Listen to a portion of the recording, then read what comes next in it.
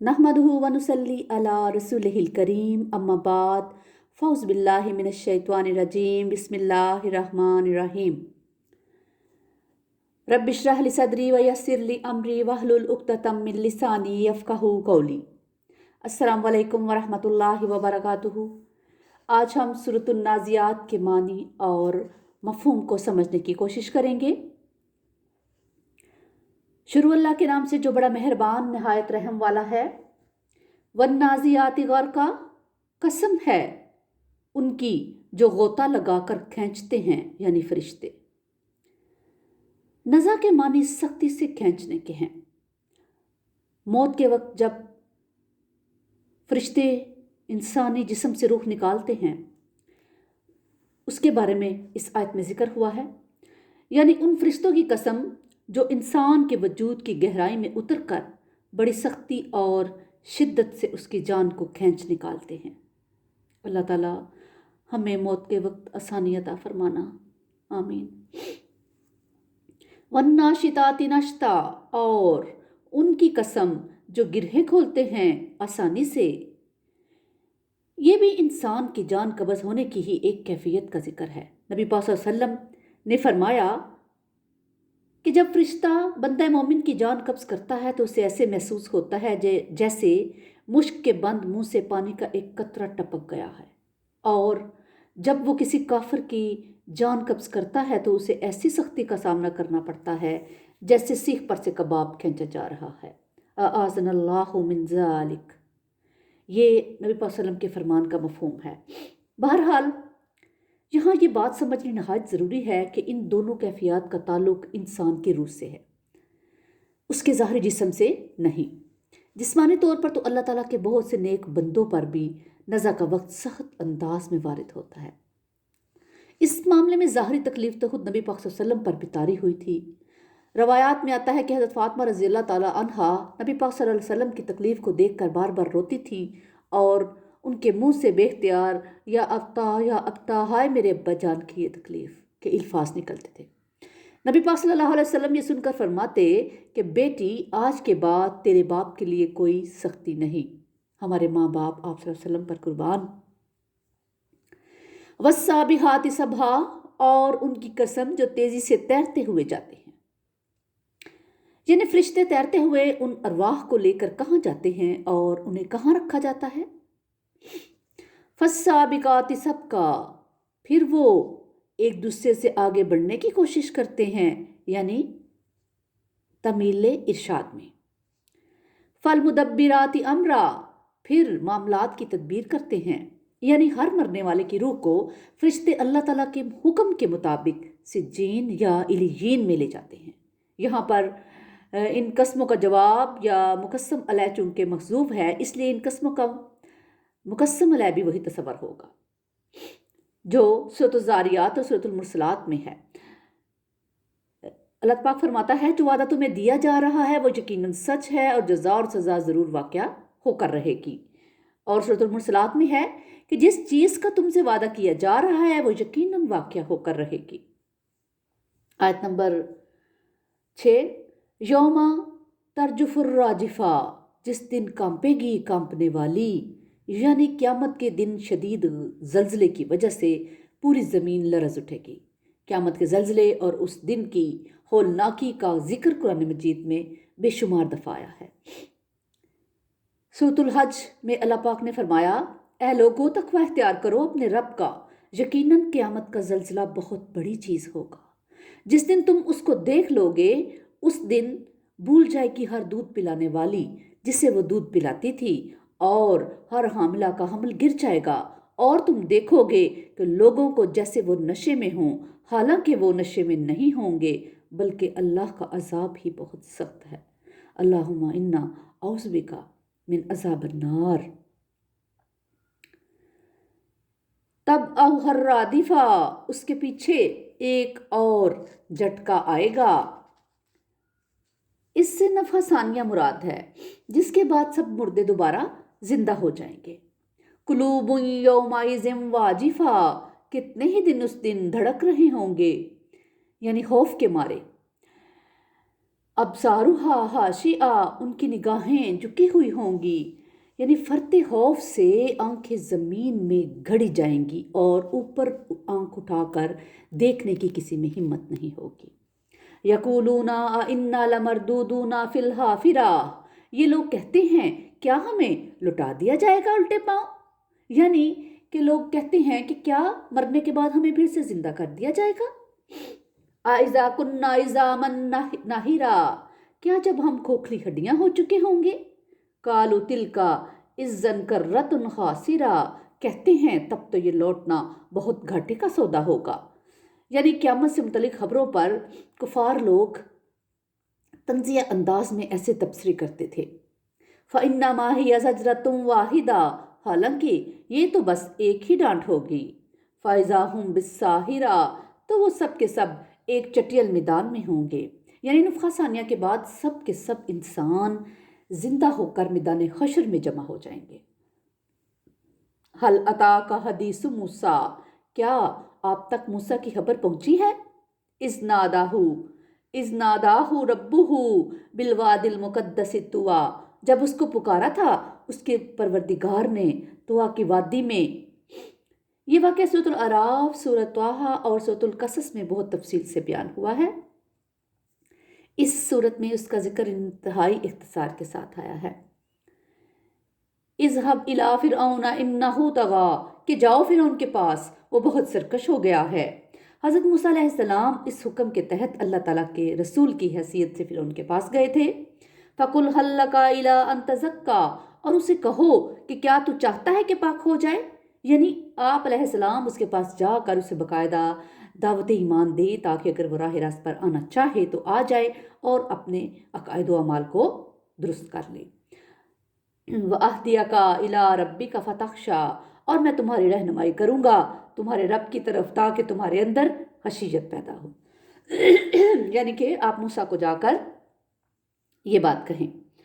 فَأَرَاهُ الْآيَاتَ الْكُبْرَىٰ، تو موسیٰ نے اس کو دکھائی بہت بڑی نشانی، یعنی حضرت موسیٰ علیہ السلام نے فرعون کو اپنی رسالت کے بارے میں بھی بتایا، اللہ تعالیٰ کا پیغام بھی اس تک پہنچایا اور عصا کے اژدہا بن جانے والا معجزہ بھی اسے دکھا دیا۔ فَكَذَّبَ وَعَصَىٰ، لیکن اس نے جھٹلا دیا اور نافرمانی کی۔ ثُمَّ أَدْبَرَ يَسْعَىٰ، پھر وہ پلٹا بھاگ دوڑ کرنے کے لیے، یعنی حضرت موسیٰ علیہ السلام کا مقابلہ کرنے کے لیے اس نے دنیا بھر سے ماہر جادوگروں کو اکٹھا کرنے کی کوششیں شروع کر دیں۔ فَحَشَرَ فَنَادَىٰ، پھر اس نے اپنی رعیت کو جمع کیا اور اعلان کیا۔ فَقَالَ أَنَا رَبُّكُمُ الْأَعْلَىٰ، پس کہا کہ میں ہوں تمہارا سب سے بڑا رب، نعوذ باللہ۔ ظاہر ہے فرعون نے خود کو رب اس معنی میں نہیں کہا تھا کہ وہ اس کائنات کا یا اپنے ملک کے لوگوں کا خالق ہے، بلکہ وہ تو خود باطل معبودوں کو پوجتا تھا، اور فرعون اور اس کی قوم نے پوجا پاٹ کے لیے اپنے کچھ معبود بھی بنا رکھے تھے۔ پھر اس کی رعیت میں بہت سے بڑے لوگ ایسے بھی ہوں گے جن کے سامنے وہ پیدا ہوا ہوگا اور جنہوں نے اس کا بچپن بھی دیکھا ہوگا، گویا اسے بھی معلوم تھا اور اس کی رعیت کے تمام لوگ بھی جانتے تھے کہ وہ عام انسانوں کی طرح پیدا ہوا ہے۔ چنانچہ اس کا یہ دعویٰ دراصل حکومت اور اقتدار اعلیٰ کے مالک ہونے کا دعویٰ تھا، اور اپنے اس دعوے کی مزید وضاحت اس نے ان الفاظ میں کی ہے سورۃ الزخرف میں کہ اے میری قوم کے لوگوں، کیا مصر کی حکومت میری نہیں ہے، اور کیا یہ نہریں میرے نیچے نہیں بہہ رہی ہیں کہ دیکھو اس پورے ملک پر میرا حکومت چلتا ہے، پورے ملک کا نہری نظام بھی میرے تابع ہے، میں جسے جو چاہوں عطا کروں اور جسے چاہوں محروم رکھوں، میں مطلق اختیار اور اقتدار کا مالک ہوں۔ یہ تھا اس کا اصل دعویٰ، اور یہی دعویٰ اپنے زمانے میں نمرود کا بھی تھا۔ یہ دعویٰ دراصل اللہ تعالیٰ اقتدار اور اختیار کو چیلنج کرنے کے برابر ہے اور اس لحاظ سے بہت بڑا شرک ہے، لیکن آج بدقسمتی سے یہی سیاسی شرک جو ہے عوام کی حکومت کے لیے بلکہ ساتھ پوری دنیا میں پھیل چکا ہے۔ نمرودی اور فرعونی دور میں تو شرک کی گندگی کا یہ ٹوکرا کوئی ایک شخص اٹھائے پھرتا تھا، یعنی حاکمیت کا دعوے دار کوئی ایک شخص ہوا کرتا تھا، لیکن آج تو اس گندگی کو تول و ماشے میں بانٹ کر ملک کے ہر شہری کو اس میں حصہ دار بنا دیا گیا ہے۔ فَأَخَذَهُ اللَّهُ نَكَالَ الْآخِرَةِ وَالْأُولَىٰ، تو پکڑ لیا اس کو اللہ نے آخرت اور دنیا کی سزا میں۔ دنیا کی سزا کے طور پر تو اسے اپنے لاؤ لشکر سمیت غرق کر دیا گیا ہے۔ جہاں تک اس کی آخرت کا تعلق ہے اس کا ذکر قرآن میں جا بجا ہوا ہے کہ وہ بہت بھیانک ہوگی۔ استغفر اللہ۔ ان فی ذلک لعبرۃ لمن یخشیٰ، یقیناً اس میں عبرت ہے اس کے لیے جو ڈرتا ہے۔ انتم اشد خلقا ام السماء بناہا، اے لوگو کیا تمہاری تخلیق زیادہ مشکل ہے یا آسمان کی؟ اس نے اسے تخلیق کیا۔ رفع سمکہا فسواہا، اس کے گنبد کو بلند کیا پھر اسے ہر طرح سے درست کیا۔ وَأَغْطَشَ لَيْلَهَا وَأَخْرَجَ ضُحَاهَا، اور اس کی رات کو اندھیرا کر دیا اور اس کے دن کو ظاہر کر دیا۔ وَالْأَرْضَ بَعْدَ ذَلِكَ دَحَاهَا، اور زمین کو اس کے بعد بچھا دیا۔ أَخْرَجَ مِنْهَا مَاءَهَا وَمَرْعَاهَا، اس میں سے نکالا اس کا پانی اور اس کا چارہ۔ یعنی یہ نکتہ خصوصی طور پر لائق توجہ ہے کہ اس وقت دنیا میں جتنا پانی موجود ہے اس کا منبع خود زمین ہے۔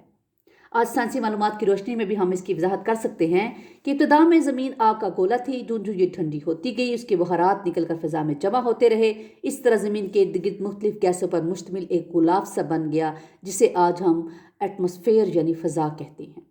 پھر کسی مرحلے پر فضا میں ہائیڈروجن اور آکسیجن کے ملاپ سے پانی بنا۔ یہ پانی فضا سے بارش کی شکل میں سال ہر سال تک زمین پر برستا رہا۔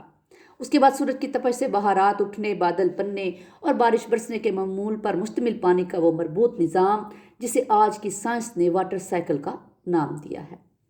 گویا اللہ تعالیٰ نے ایک خاص مقدار کے مطابق دنیا میں پانی پیدا فرما کر زمین پر موجود زندگی کی ضروریات پوری کرنے کے لیے اس کی رسد و ترسیل کا ایک خوبصورت نظام یعنی سائیکل تشکیل دے دیا ہے۔ والجبال ارساہا، اور پہاڑوں کو اس میں گاڑ دیا، متاعا لکم ولانعامکم، سامان زیست کے طور پر تمہارے لیے اور تمہارے چوپایوں کے لیے۔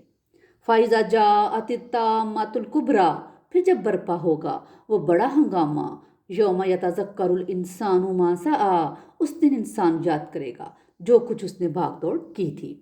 یعنی اس دن انسان کی آنکھیں کھلیں گی اور جس انسان نے اپنی ساری زندگی دنیا کے مال و متاع کے پیچھے بھاگتے بھاگتے برباد کر دی تھی، اس سے معلوم ہو جائے گا کہ اب آخرت کے لیے اس کے پاس کچھ بھی نہیں بچا۔ سورۃ الکہف کی اس آیت میں ایسے ہی لوگوں کا ذکر ہے کہ آپ صلی اللہ علیہ وسلم کہیے کیا ہم تمہیں بتائیں کہ اپنے اعمال کے اعتبار سے سب سے زیادہ خسارے میں کون ہیں؟ وہ لوگ جن کی سعی اور جدوجہد دنیا ہی کی زندگی میں گم ہو کر رہ گئی اور وہ سمجھتے ہیں کہ وہ بہت اچھا کام کر رہے ہیں۔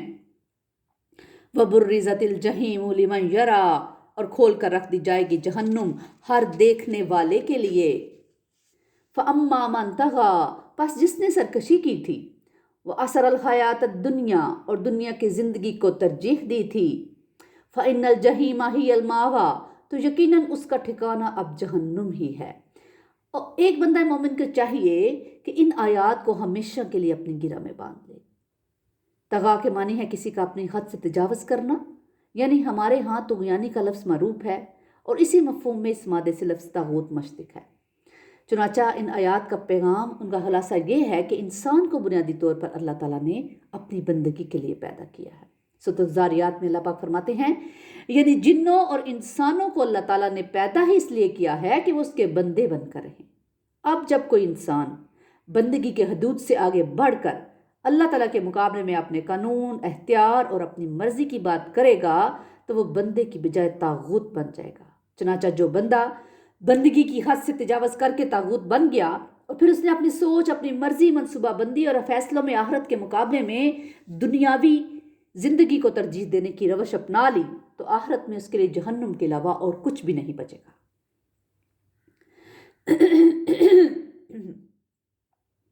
وَأَمَّا مَنْ خَافَ مَقَامَ رَبِّهِ، اور جو کہ ڈرتا ہے اپنے رب کے حضور کھڑا ہونے سے۔ سورۃ الحاقہ میں اس پیشی کی کیفیت یوں بیان کی گئی ہے کہ جس دن تم پیش کیے جاؤ گے تمہاری کوئی مخفی یعنی چھپی سے چھپی شے بھی چھپی نہیں رہے گی۔ وَنَهَى النَّفْسَ عَنِ الْهَوَىٰ، اور اس نے روکا رکھا اپنے نفس کو خواہشات سے، یعنی اس انسان نے اپنی زندگی میں اپنے نفس کی باگیں ہمیشہ کھینچ کر رکھی اور غلط خواہشات کے معاملے میں اسے منہ زوری کرنے نہ دی۔ فَإِنَّ الْجَنَّةَ هِيَ الْمَأْوَىٰ، تو اس کا یقیناً ٹھکانہ جنت ہی ہے۔ اللہم ربنا اجعلنا منہم، اللہم ربنا اجعلنا منہم، اللہم ربنا اجعلنا منہم، آمین۔ یسألونک عن الساعۃ ایان مرساہا، اے نبی صلی اللہ علیہ وآلہ وسلم، یہ لوگ آپ سے پوچھتے ہیں قیامت کے بارے میں کہ وہ کب آ کر ٹھہرے گی۔ فیما انت من ذکرہا، آپ صلی اللہ علیہ وسلم کا کیا تعلق ہے اس کے بیان کرنے سے؟ یعنی آپ صلی اللہ علیہ وسلم کو اس لیے تو نہیں بھیجا گیا کہ آپ صلی اللہ علیہ وسلم قیامت کے دن اور تاریخ کا تعین کر کے انہیں بتائیں، بلکہ آپ صلی اللہ علیہ وآلہ وسلم تو بشیر و نذیر بنا کر بھیجے گئے ہیں۔ اِلیٰ ربک منتہاہا، اس کا انجام تو آپ کے رب ہی کی طرف ہے، یعنی یہ معاملہ تو آپ صلی اللہ علیہ وسلم کے رب ہی کے حوالے ہے۔ اس رب کریم کے علاوہ اور کوئی نہیں جانتا کہ قیامت کب آئے گی۔ انما انت منذر من یخشاہا، آپ صلی اللہ علیہ وسلم تو بس خبردار کرنے والے ہیں ہر اس شخص کو جو اس سے ڈرتا ہو، یعنی جو لوگ قیامت کے تصور سے ڈرتے ہیں یا جو اس کے ذکر سے ڈر جائیں، آپ صلی اللہ علیہ وسلم انہیں خبردار کرتے رہیں۔ آپ صلی اللہ علیہ وسلم کے خبردار کرنے سے ایسے لوگوں کا خوف اور تقوی مزید بڑھے گا۔ ظاہر ہے جس شخص کی روح میں زندگی کی کوئی رمق باقی ہے، اس کے دل میں قیامت کے ذکر سے ضرور خشیت پیدا ہوگی۔ کأنہم یوم یرونہا لم یلبسوا الا غشیۃ او ضحاہا، جس دن وہ اسے دیکھیں گے گویا وہ نہیں رہے مگر ایک شام یا اس کی ایک صبح، یعنی انہیں یوں لگے گا کہ انہوں نے دنیا کی زندگی میں اتنا سا ہی بس ٹائم نکالا ہے، ایک دن کی ایک گھڑی، ایک شام یا ایک صبح۔ اللہ تعالیٰ ہمیں آخرت کی تیاری کرنے کی توفیق عطا فرمائے، اور اللہ تعالیٰ ہمیں ایسے بندوں میں شامل فرما لے جن کا ٹھکانہ جنت ہے۔ اللہ ہمیں اپنے فرما برداروں میں شامل فرما لے۔ اللہ تعالیٰ ہمیں قرآن پاک کو پڑھنے، سننے، سمجھنے اور عمل کرنے کی توفیق عطا فرمائے۔ ربنا تقبل منا انک انت السمیع العلیم وتب علینا انک انت التواب الرحیم۔ سبحان ربک رب العزۃ عما یصفون وسلام علی المرسلین والحمد للہ رب العالمین۔ سبحانک اللہم وبحمدک اشہد ان لا الہ الا انت استغفرک واتوب الیک۔